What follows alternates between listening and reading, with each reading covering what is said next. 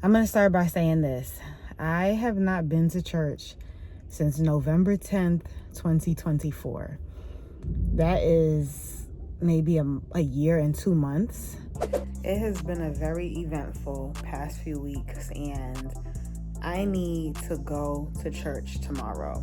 I need to make sure that I'm doing everything I can to truly listen to the voice of God, to follow his guidance, and pick it up from there, okay? It is January 17th. Tomorrow's January 18th. In the morning, I plan on getting up and going to a church that I've never been to before, but I've seen for years, on my way, just doing daily, regular, basic shopping trips. But tomorrow, I would like to give this church a chance. It's not the church that I got baptized at, and it's not the church that I became a member of and have been going to for years. It's something new. I feel like I need something very separate, very set apart. I feel like I need something just unexpected in my life, and I want to see what word God delivers me and where just continuing to follow his voice takes me. Yeah, so reporting more tomorrow, live from inside of the room. The feeling of going to a new church is like, oh my gosh, what if I sit in somebody's seat? What if, I gotta stand on it? Just stay tuned. Okay, so really quick story time about the purpose behind this piece that I have on my neck. I actually view it as a gift from God. I was just on a cruise, and during the cruise, I purchased an item that was another blessing that I've been wanting for a long time, and it allowed me to take part in a raffle where I actually wound up being the second winner in the raffle, and this beautiful piece of jewelry was given to me. So I look at it as my gift from God, and I just thought it fitting for it to be the first time I wear it today. Okay, so I'm about to go into a church I've never been to before, and I'm just asking God to hold my hand today and guide me in whatever way. I'm by myself. I'm thankful. I'm grateful. So here I go on my journey.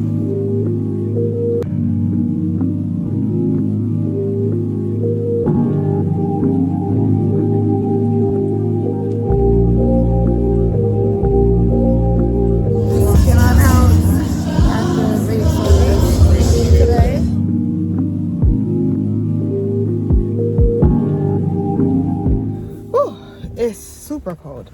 Not super cold, guys. It's survivable, but cold enough. So I feel good about getting to church this morning. There are things that I felt like I was going to be prepared to talk about that I'm not sure if like the order of my thoughts is beneficial to the length of this video or what I would want the length to be right now. But yeah, I'm just leaving church, and it was a nice experience. Today was my first time back into a church building and actually sitting through a service. And this was not my church home. I have been seeking for a little over a year for God to direct me to another church home. And it just was kind of because it just was like a calling in my spirit. And I just always wondered, like, what is the experience going to be like going to another church? I decided, I don't even know. It's like sometimes like the Holy Spirit will just come over you and empower, encourage, just push you to do certain things, to make certain moves. And something just came over me yesterday, and it was like, go to church. Go to church. But don't go to your church home. I felt the need to stand on my own and to really make every effort to seek the Lord because of the direction that I feel I'm being pulled, and just in response to my responsibility to the kingdom and serving him. It has been a very trying, very eventful past like month and a half. And in that month and a half, I have experienced a lot that will cause me to think a lot, that, you know, have brought out things in me that I'm grateful to have the experience to really gauge my flaws, just my wrongs, my error. You know, what are the things that God is working out in me? What are the things that God brings to my attention about myself? What are the things that he wants me to see in others in order to be a better reflection of his light? There's like just an understanding that he has given me that just creates a space in me that wants to be better as a person. Like, not being in church for over a year, that was a conscious decision that I made. Like, there were so many opportunities to go to church. Normally my family goes, and my mom, she had just been going by herself for a very long time, and I just felt like it's time to start seeking things. I liked the church today. There were elements about the church that I really liked, and it also made me feel like, what if I didn't have a church home? Like, what if I just went to different churches and experienced what it was like?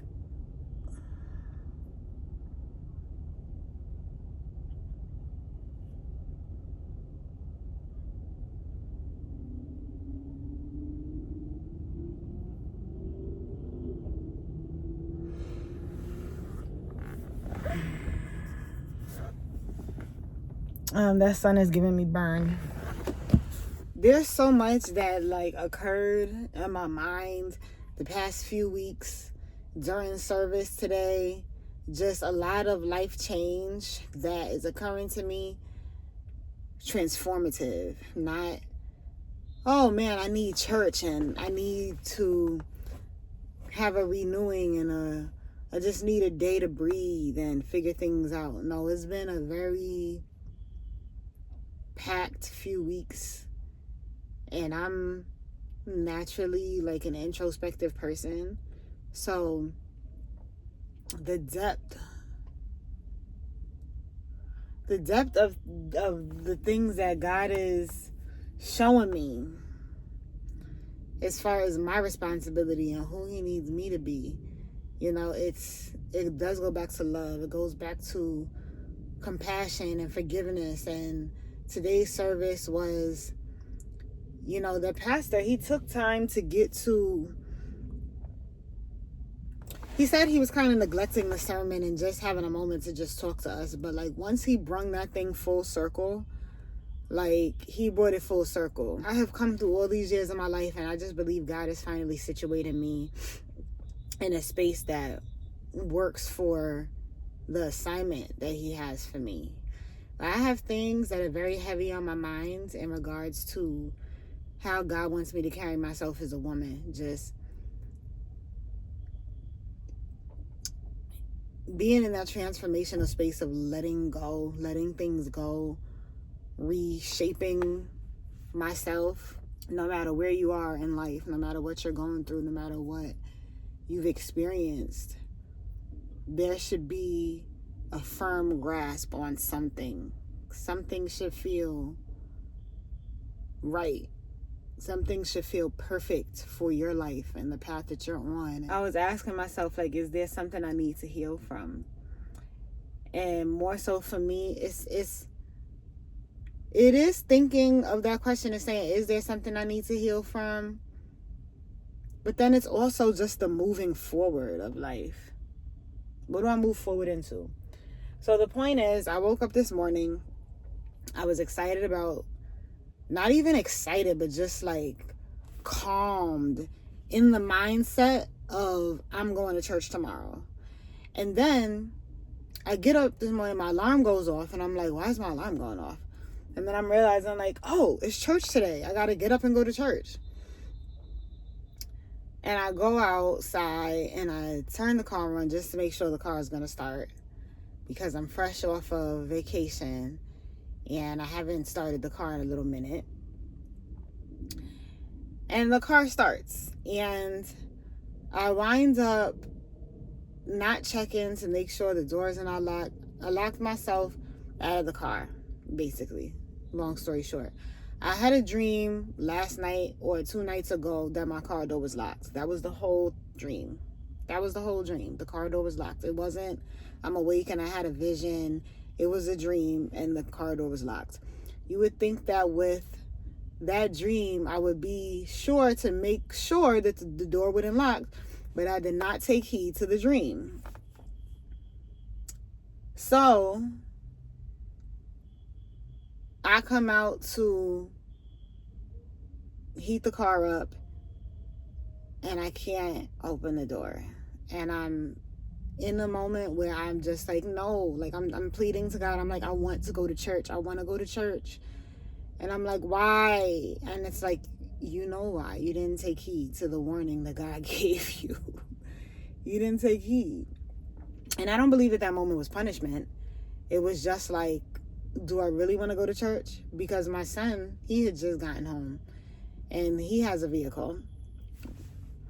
And I'm like, thank you, God, for providing a way for me to get to church, although I'm going to have to deal with these locked doors. But the point is, I could have easily woken up and said, oh, I'll go next week. I could have woken up and said, oh, I'm not familiar with where I'm going, so I'm not going to go. I could have got locked out the car and said, that's the sign, I'm not going. But what was more of a push than a sign not to go was the fact that I wanted to go, and I found a way. And when I walked in there, the song God Will Make a Way, they were singing it. And I got to church. And the question is, so now that you have gotten to church, what does that do for the rest of your day? What does that do for the week? Like, why was it necessary for you to get here today? Well, coming to church by myself, without family, there was something very personal happening between me and God in that moment.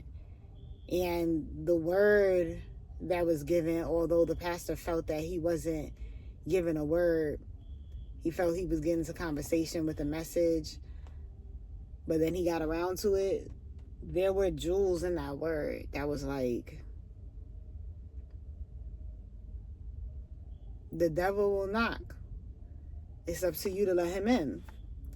How does the devil knock in your life? Through what? He's knocking through what? How is he knocking? What is it that you're aware of that could lead you to a space where you have actively and fully let the devil in? And I allowed my emotions to take me to a space that prevented a message that I was trying to share. It was a successful venture. And so when you practice the things that God, wants you to, like self-control, and like, that's a big thing for me. It's not, there's ways that I am growing, that I have to grow, that help as tools when I'm trying to get a perspective across about us being a better world. And I'm just thankful for the opportunity. And God utilized the church to preach that word to me today, to say, don't let him in. How do you let him in? It's like, once you open the door, you've already opened the door for him to do whatever he wants. James 4:7, I believe, says, resist the devil and he'll flee. No, I'm not letting you in. I'm not even entertaining that thought. I'm not even going down that path. I'm not even talking to this person. I'm not even going in that room. Those are the devil knocking. But when we let him in, it's the things that happen in response to the fact that we allow the devil in. So yes, church was great today. I don't know what's going to happen with my car, but I'm hoping something good. And I'm hoping that anyone that needs to go to church is inspired, because it just helped me, like I said, to be closer to God. And I'm thankful and I'm empowered in a calm way, because what was important to me was getting to church today by any means. What was important to me was giving God the space to guide me, because now going to that church helped me see, like, I want to explore more churches. It gave me the just go of the how do I find a church, an additional church home. I still love my church. It gave me a great word. It gave me concepts and ideas, and it might even be helping somebody watching this video. So if you feel like you need to go to church, it doesn't matter how long it's been, get up and go and search for what it is that God is giving you. It's not a formality of, oh, I went to church now, I'm a great person. It's about, what did God give you today on your journey, whether it was something that happened on the way to church, whether it's something that happened in the church, something that happened in the parking lot afterwards. Pay attention to how God is guiding you and allow him to do that.